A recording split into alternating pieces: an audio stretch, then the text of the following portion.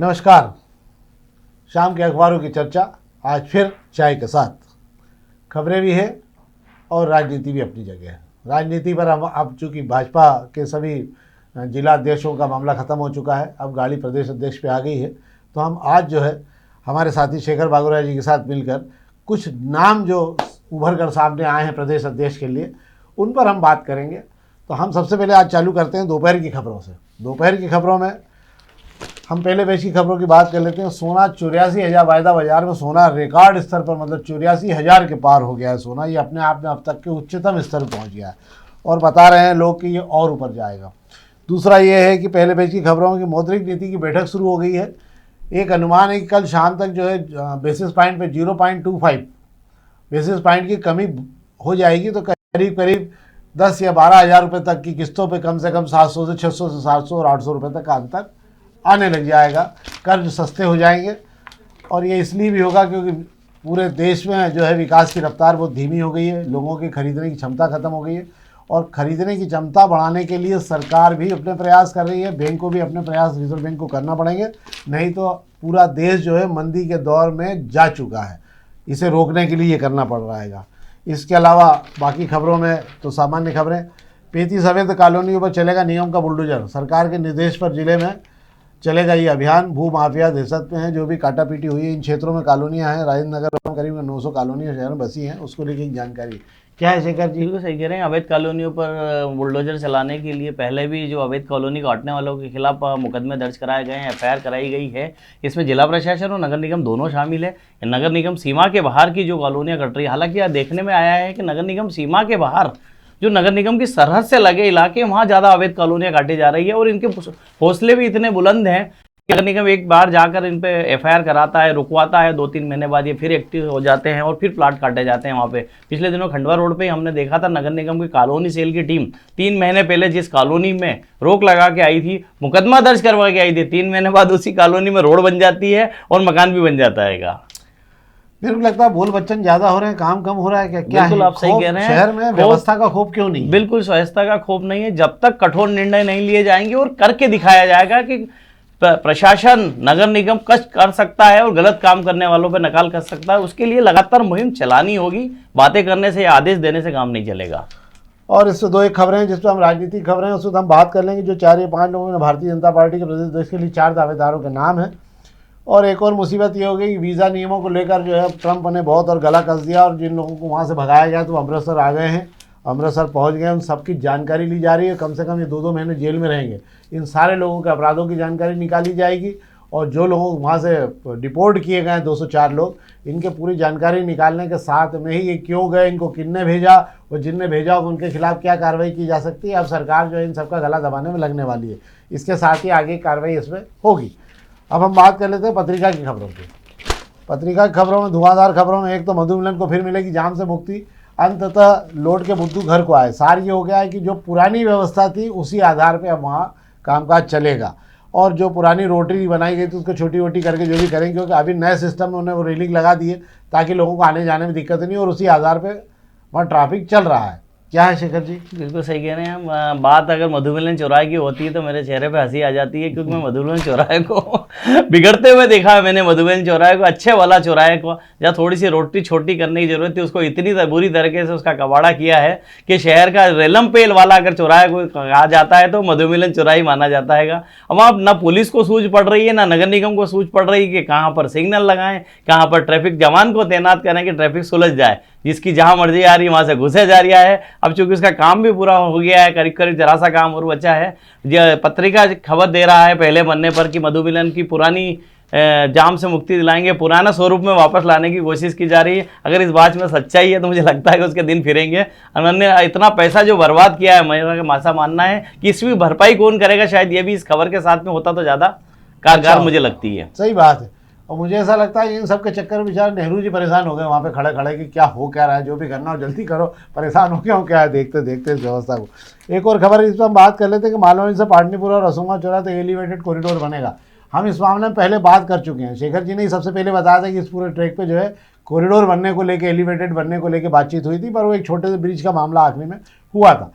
क्या है पूरा मामला? विधायक रमेश मेंदोला काफी समय से कह रहे हैं कि मालवा मिल चौराहे से लेकर मालवा, एक्चुअली क्या होता है कि जो मध्य क्षेत्र से जितना भी ट्रैफिक जो होता है विजयनगर की तरफ, स्कीम 54 की तरफ जाना चाहता है, देवास नौके की तरफ, उसको जाने के लिए और एक कोई अच्छा रास्ता उपलब्ध नहीं है, उसे मालवा मिल का, पाटनीपुरा के ट्रैफिक में से जूझते हुए जाना पड़ता है। इसके लिए मालवा मिल चौराहे से एक एलिवेटेड पुल की सुझाव जो है विधायक रमेश मेंदोला ने दिया था, जो पाटनीपुरा भमोरी होते हुए सीधा उतारा जाएगा तो एबी रोड पर, तो इससे एक बड़ी सुविधा उन लोगों को हो जाएगी जिन्होंने सीधे देवास नाका विजयनगर की तरफ जाना है, उन्हें बीच में उलझना नहीं पड़ेगा।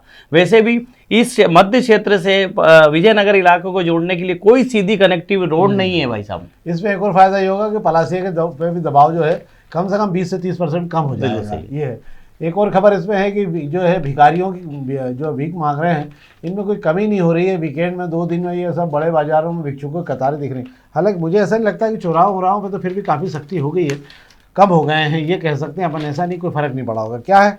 बिल्कुल सही बात कह रहे हैं आप। चौराहों पे से भीख लेने वाले गायब हो चुके हैं, और जिस तरीके से छोटा मोटा सामान बेच के उसकी आड़ में पैसे मांगा करते थे वो भी अभी बंद हो गया है जिला प्रशासन की सख्ती के चलते हुए।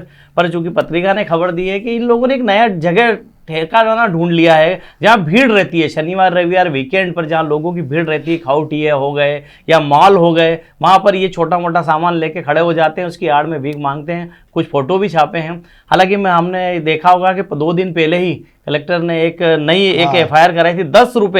10 रुपए की भीख देने पर उस व्यक्ति पर FIR दर्ज कर ली गई, और ऐसा 2 लोगों के साथ इंदौर में हुआ है। तो मुझे लगता है कि उसके बावजूद भी अगर ये लोग नहीं मान रहे हैं तो कहीं और सख्ती की जरूरत है, कहीं ना कहीं अभियान में चूक हो रही है। हाँ, निश्चित रूप से, पर भय तो है भिखारियों में, तो मुख्य मार्गों पर आप देखना बंद हो गए हैं। निश्चित रूप से एक अच्छा प्रयास है शहर के लिए भी। और एक खबर इसी में, अब हम अग्निमाण खबरों की बात कर लें तो रिगल तिराहे पे जो गांधी प्रतिमा है, ये करीब मैं सोचता हूँ 60 दूनी 65 एक साल पुरानी हो गई है, और ये काले पत्थर की बनी हुई मूर्ति और सबसे पुरानी मूर्तियों में मानी जाती है। अब ये कहा जा रहा है कि ये प्रतिमा बदली जाएगी। मेरे को तो हजम नहीं हो रही बात। क्या है शेखर जी पूरा मामला? ये जैसे आपको हजम नहीं हो रही, मुझे भी गले नहीं उतर रही है बात कि ये जो प्रतिमा है, इस प्रतिमा को जिन लोगों ने लगाया था, पहली बात तो ये प्रतिमा अपने आप में एक इंदौर की पहचान है। रिगल तिराहा मतलब महात्मा गांधी प्रतिमा। अब इस प्रतिमा पर पिछले दिनों कांग्रेसी पहुंचे थे, बापू की पुण्यतिथि पर। उस प्रतिमा पर जगह जगह से वो उखड़ रही है, कलर वलर पोतने के बाद उसमें पपड़ी निकल रही है। उसको लेकर कांग्रेस के जिलाध्यक्ष सदाशिव यादव ने एक वीडियो जारी कर जिला प्रशासन को खरी खोटी सुनाई थी। इसके ऊपर नगर निगम कमिश्नर शिवम वर्मा कह रहे हैं कि वे पूरी प्रतिमा बदलने वाले हैं और वहां पर बैठी हुई नई प्रतिमा लगाएंगे। पर मुझे ऐसा लगता है कमिश्नर साहब के लिए इतना आसान नहीं होगा। प्रतिमा, चूंकि कांग्रेसी जो हैं बापू को अपना सब कुछ मानते हैं, तो उनसे पूछे बगैर, उनकी रजामंदी के बगैर वे ना प्रतिमा को बदल पाएंगे, ना उसे छोटी कर पाएंगे, ना उसे बिठा पाएंगे। बैठी हुई नहीं हो सकती, कटी हुई हो सकती है प्रतिमा। आदमकद, आधी नहीं, आधी आदमकद। हाँ, आदमकद। हाँ, जो चेहरे में आदमकद तो पूरी मूर्ति हो गई है वाली। और ये जो है ये केवल आपका धड़ जो आधा होता है उसके अंदर हो जाएगी मूर्ति। हालांकि ये आप इसको यूँ भी समझा जा सकता है कि जब आप लगातार किसी मूर्ति पर पेंट करते रहते हैं, जैसे हम मंदिरों में आप चोला चढ़ाते रहते थे, तो एक समय ऐसा था कि जो पत्थर की बनी हुई मूर्तियाँ होती हैं वो अपने आप उस चोले से अलग हो जाती है। क्यों हो जाती है? कि उसका लोड बढ़ जाता है और कलर जो है उसको छोड़ देता है। ठीक ऐसा कैसे ही मामला इसमें भी है। चूँकि ये ब्लैक स्टोन की प्रतिमा, अगर उसको साफ करके किया जाएगा तो वापस इस प्रतिमा पर कलर मूलतः चढ़ाया जा सकता है। बाकी तो नगर निगम की लीला, नगर निगम ही जाने क्या करेगी और क्या नहीं करेगी। अपनी वाली पे आ जाए तो शिवाजी को हटा दे, क्या कर सकते हैं अपने।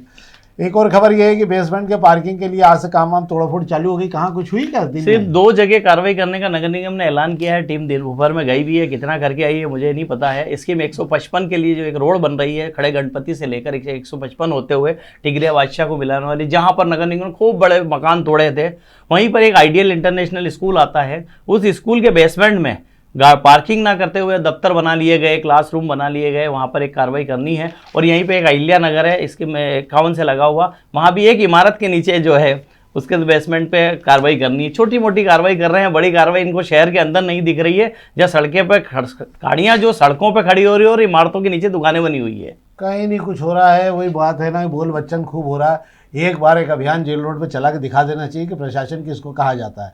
व्यवस्था होती है, प्रशासन होता है। पर ये छोटी छोटी शिकायतों पे खेल हुआ करता है और कुछ होना नहीं रहता है इसके अंदर। एक कुछ खबरें मैं आपको पढ़ के बता देता हूँ। एक तो डबल डेकर बस चलाने के लिए कोई ऑपरेटर नहीं मिला। क्या है मामला? बिल्कुल सही कह रहे हैं कि इंदौर में एक मुंबई से कंपनी से एक डबल डेकर बस बुलाई गई थी। 1 महीने उसे शहर के अलग अलग रूट पे चला कर देखा भी गया था। चूँकि इंदौर में तार नीचे रहते हैं उसके बाद में झाड़ वाड़ सबकी कटिंग करना होगा, इसलिए ऐसे रूट ढूंढे गए जहाँ डबल डेकर के लायक थोड़ी बहुत तो सड़क हो। तो वो रूट तो तय कर लिए गए। उसके बाद में 4 बसें इंदौर में चलाना तय किया गया, उसके टेंडर निकाले गए थे। पर दिक्कत यह है कि किसी भी ऑपरेटर ने इंदौर में डबल डेकर बस चलाने में दिलचस्पी नहीं दिखाई। उसे पता है कि ये घाटे का सौदा है, इसमें किसी तरीके का कोई फायदा होना नहीं है। डबल डेकर बस का इस शहर के ट्रैफिक में निकलना इतना मुश्किलों भरा रहेगा कि उसमें सफर करने वाले को कितना समय लगेगा, इसलिए वो उसमें बैठना तक नहीं चाहेगा। एक और खबर पे हम बात कर लेते हैं। एक तो फिर जिला प्रशासन ने, कलेक्टर ने फिर एक बार आदेश निकाल दिए हैं कि ये कितने फेट का दूध बेच रहे हो, जनता को बताना होगा, वहाँ बोर्ड लगाना होगा। भैंस का दूध शायद 6 फेट का आता है और गाय का दूध 5 फेट का आता है, 4 फेट का आता है। पर शहर में एक भी दुकान पर इस फेट के आधार पे नहीं मिलता। पर इन सब चक्कर, इन लोगों के चक्कर में आदमी एक फेट का रह गया बेचारा, कि मतलब ना तो उसको 6 फेट का दूध मिल रहा है, ना उसको 4 फेट का दूध मिल रहा है। मुझे लगता है 2-1 फेट का दूध मिल रहा है उसको, और इसीलिए वो बेचारा जो है संघर्ष करते समय 1-2 फेट में ही नीचे आ जाता है वो। तो मुझे ऐसा लग रहा है कि यह तो फेट का मामला ठीक होना चाहिए या मशीनों का मामला, जो भी क्या है शेखर जी कुछ बिल्कुल आप सही कह रहे हो। मेरा कहना का मतलब है कि कलेक्टर साहब अगर जब इस चीज़ को कह रहे हैं, फोर्स कर रहे हैं, तो वो खाद्य विभाग की टीम क्यों सोई हुई है? वो क्यों ना डेयरियों पे जाकर सख्ती दिखा रही है और फेट मशीन लगवा रही है। मैं दूध लेने जाता हूँ, मुझे लगा कि मुझे दूध चेक करना है कि कितना फेट का है, या जब मैं उसको 6 फेट के या 7 फेट के पैसे दे रहा हूँ, पूरे दाम दे रहा हूँ, तो मुझे चेक करने का अधिकार भी होना चाहिए। और ये जो फेट मशीनें होती है 2 मिनट में बता देती है, जैसे दूध को आप लगाते हैं। तो मुझे लगता है कि किसी भी डेयरी वाले को लगाने में कोई दिक्कत नहीं होनी चाहिए, मगर खाद्य विभाग के जो अफसरों की मेहरबानी है, इस वजह से ये ना फेट मशीन लगी है, ना मुझे लगता है आगे लग पाएगी। अच्छा, कितनी हिम्मत भी नहीं कि जाके लड़ ले वहाँ की मेरे को फेट देखना है, फकट 1-2 फेट खाए, वहाँ क्या फायदा इसलिए कोई फायदा नहीं है। पर मुझे ऐसा लगता है ये चौथी बार कलेक्टर साहब ने आदेश निकाला है कि मशीनें लगना चाहिए। आज तक एक भी मशीन नहीं लगी। ये बड़ी दुर्भाग्यपूर्ण स्थिति। ये बताता है कि आदेश आदेश होते हैं और व्यवस्था व्यवस्था होती है। एक और खबर पर हम बात कर लेते हैं। ये वाली खबर क्या है, ये इस पर हमने बात कर ली है, मालवा मिल चौराहे से भंबोरी के एलिवेटेड वाले मामले में। अब ये जंगल उजड़ेगा और हाउसिंग बोर्ड का, और ये हम बात कर रहे हैं हुकुमचंद मिल की ज़मीन को लेके। ये माननीय कैलाश यादव जी के साथ किसकी स्टोरी राम जाने। सिटी फॉरेस्ट बनाएगा, आइडिया अलग जगह की बात है। और यहाँ का क्या है शेखर जी मामला? ये एक्चुअली हुकुमचंद मिल को लेकर कल शासन से एक मंजूरी मिली है कि यहाँ पे कमर्शियल और रेसिडेंशियल कॉम्प्लेक्स बनाने की मंजूरी मिल गई। जिस जगह पर वो बनाया जाना है उसको लेकर ये खबर दी गई है। और आइडिया ने भी एक प्रस्ताव दिया है कि स्कीम 97 में 42 एकड़ पर जो है हरियाली ला रहा है, वहाँ पौधे लगाएगा, वहाँ पर जंगल बनाएगा। अब बात ये हो रही है कि जब आप हुकुमचंद मिल से पेड़ काट रहे हो और वहाँ लगाने की बात कर रहे हो, तो क्यों ना इसको बचा लिया जाए और जो आपको इमारतें बनानी वहाँ बना ली जाए। पर चूंकि इस तरीके को महापौर पुष्यमित्र भार्गव का कहना है कि जो प्लान यहाँ का बन चुका है उसी प्लान के आधार पर तो पैसा मिला है, जब तो मजदूरों को पैसा मिल पाया है। अगर जंगल ही रखना होता तो इस जमीन का कोई पैसा नहीं देता। सही बात है। पर इसमें एक और चीज़ है, मैं शेखर जी, जो मैं पुरानी स्थिति बता सकता हूँ, क्योंकि इन मिलों से मैं जुड़ा रहा हूँ और इन मिलों के अंदर से मैंने बचपन में मेरा इन मिलों में बीता है। इन मिलों के अंदर अगर आप देखोगे तो झांकड़ियाँ होना और मील के झाड़ होने में बहुत फ़र्क है। तो जो आप जैसे ही अंदर घुसते हो आप, तो दोनों साइड पर ये आपको 60-70 साल 80 साल पुराने झाड़ लगे मिलेंगे। वो झाड़ अभी भी हैं। और जो झांकड़ियाँ हैं जो ये मिल बंद होने के बाद जो लग गई हैं, उसमें आपको ऐसे पेड़ मिलेंगे जो आपके डांडे के पेड़ हैं या आपके बबूल के पेड़ हैं। ये ऐसे पेड़ हैं जो जंगल कहलाते हैं, मतलब इनका कोई वेल्युएशन नहीं है। और मूलतः जो झाड़ लगे, मिल का डिज़ाइन ऐसा है कि हर बिल्डिंग के आसपास उन्होंने जगह छोड़ी। तो कोई अच्छा अगर प्लान करेगा, अगर इंजीनियर उसमें कोई आर्किटेक्चर, तो ये कई झाड़ इसमें से बहुत अच्छे से बचाए जा कम पेड़ों की कटिंग से वहाँ इमारतें बन पाएगी। जो बगीचा छोड़ा गया निश्चित रूप से बगीचा आज भी यथावत होगा, उसमें झाड़ आज भी बड़े बड़े लगे हुए हैं। तो ये हो सकता है, कोई इसमें बुराई नहीं है। पर अब ये तो नगर निगम और उनकी व्यवस्था है कि उन्होंने कैसा किया होगा। तो ये तो थी हमारी अखबारी खबरें। अब हम राजनीति की चर्चा कर लेते हैं। राजनीति में प्रदेश अध्यक्ष को लेकर अब लगभग मामला पक गया है और अगले हफ्ते जो है धर्मेंद्र प्रधान मध्य प्रदेश आ रहे हैं भोपाल, और उसके बाद वे तय करेंगे क्या करना है। तो मुझे लगता है आपके पास में क्या नाम है जिन पे जो संभावनाएं दिख रही है? धर्मेंद्र प्रधान को मध्य प्रदेश में प्रदेश अध्यक्ष तय करने की जिम्मेदारी मिली हुई है। क्योंकि दिल्ली में चुनाव चल रहे थे, आज वोटिंग हो रही, धर्मेंद्र प्रधान अब फ्री हो जाएंगे। पूरी भाजपा जो है वहाँ लगी हुई थी बड़े नेताओं की। अब मध्य प्रदेश के प्रदेश अध्यक्ष को चुनाव शुरू होने वाला हैगा। अब मध्य प्रदेश में 2-4-5 चेहरे हैं जो सामने दिखाई दे रहे। पर भाई साहब मेरा ऐसा मानना है, चेहरा कोई भी आएगा, यहाँ पर चेहरा वही होगा जो काम संगठन को समझता हो, जो पुराना नेता रहा हो। यहाँ ऐसा नहीं चलेगा कि आप किसी को भी सीएम बना देंगे, आसानी से वो सरकार चला लेगा, वो मसला नहीं। संगठन चलाना और सरकार चलाने में बड़ा फर्क है। इसमें जो नाम जो चल रहे हैं उसके अंदर अगर एससी कोटे से लिया जाएगा तो लाल सिंह आर्य का नाम हैगा। आदिवासी कोटे से अगर बात करी जाएगी तो हमारे अंदर वो विक्रम भूरिया जी हैं उसके अंदर। और अपनी बात करेंगे इसके अंदर सामान्य कोटे में नरोत्तम मिश्रा जी होंगे, अरविंद भदौरिया का नाम उसमें चल रहा हैगा, इंदर सिंह परमार का नाम उसमें चल रहा हैगा, इस तरीके काफ़ी नाम उसमें चल रहे हैं।